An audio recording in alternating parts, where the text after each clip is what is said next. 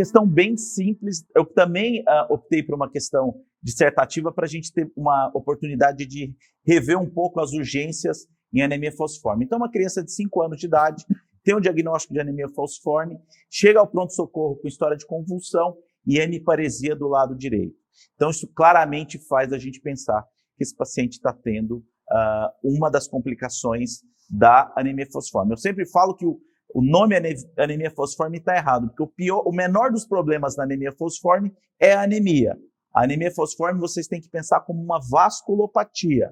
Por quê? Porque toda vez que essa hemácia falciza, ela faz uma lesão endotelial e isso constantemente vai lesando o vaso, os capilares, e com isso você tem grande incidência de vasculopatias. Vamos lá, qual que é a hipótese diagnóstica mais provável de uma criança com falciforme que tem uma hemiparesia? É um incidente vascular encefálico.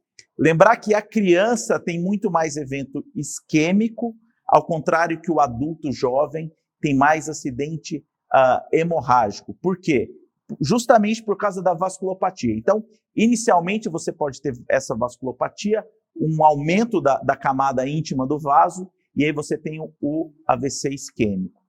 A isquemia crônica vai levar a uma vasodilatação dos vasos para tentar compensar isso, e aí você tem o que a gente chama de síndrome de moyamoya. Moyamoya em japonês significa nuvem.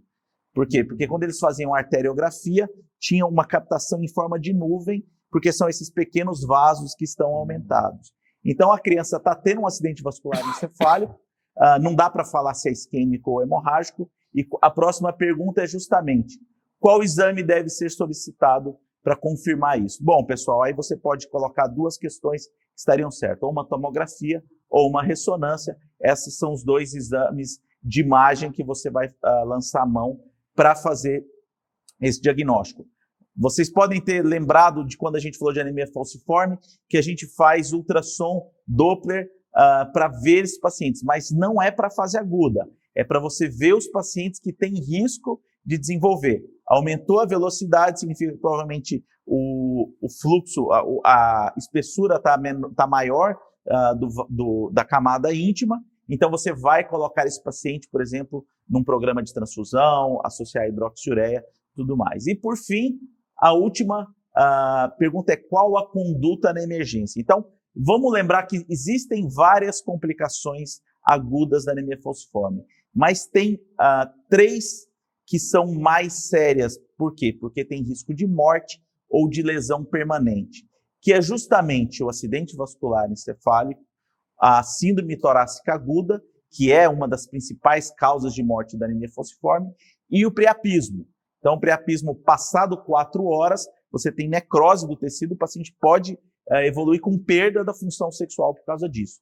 Então, esses pacientes, você tem indicação na urgência de baixar a hemoglobina S deles. Como que você faz isso? Você pode fazer através de transfusão simples de hemácias, mas talvez o mais correto seria a transfusão de troca. Você tira a hemácia S da hemácia normal para baixar rapidamente essa hemoglobina S, que é o que está causando essa urgência. Então, lembrar dessas 3 urgências que são as mais importantes e que vão indicar que você faça uma transfusão de troca. Acidente vascular encefálico, síndrome torácica aguda e, obviamente, no priapismo que não responde às terapias iniciais.